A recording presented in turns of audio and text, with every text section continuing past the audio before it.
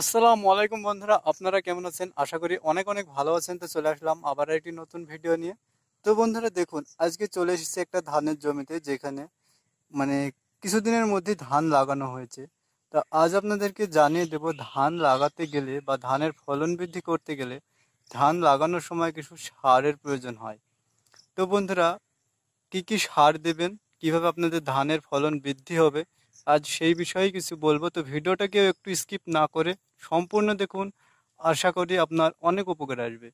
তো বন্ধুরা দেখুন, এই জমিটিতে ধান লাগানো হয়েছে আজ মাত্র 3 থেকে 4 দিন হলো। তো এই জমিটিতে কি কি সার দেওয়া হয়েছে বন্ধুরা দেখুন, আপনারা ধান লাগাতে গেলে সর্বপ্রথমে ডিএপি সার রাখবেন। যদি আপনার 1 বিঘা জমি হয় তাহলে 30 কেজি ডিএপি সার রাখবেন।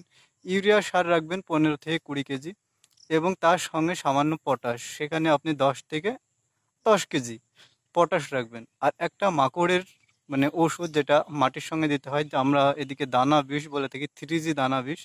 আপনারা অবশ্যই 3G দানা বিষ দেবেন।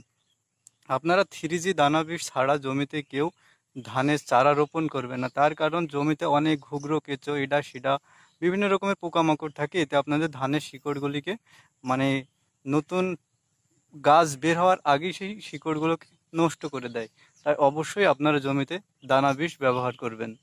তো বন্ধুরা, ভিডিওটা আজ বেশ বড় করলাম না, আপনাদেরকে শুধু এটাই জানিয়ে দিলাম। আপনারা ফার্স্ট ধান চাষ করার শুরুতে কি কি সার দেবেন সেটা আপনাদেরকে বলে দিলাম। তো বন্ধুরা, এই ধরনের নতুন নতুন ভিডিও পেতে অবশ্যই চ্যানেলটিকে সাবস্ক্রাইব করুন, এবং ভিডিওটি ভালো লাগলে অবশ্যই একটা লাইক করুন। আবার দেখা হচ্ছে নতুন ভিডিওতে।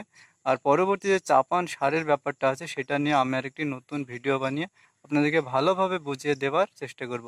আশা করা যায় আমি যে ফর্মুলাটি বললাম, এই ফর্মুলা আপনারা যদি ধান চাষ করেন, আশা করি স্বাভাবিকের তুলনায় অনেকটাই ফলন বৃদ্ধি পাবেন।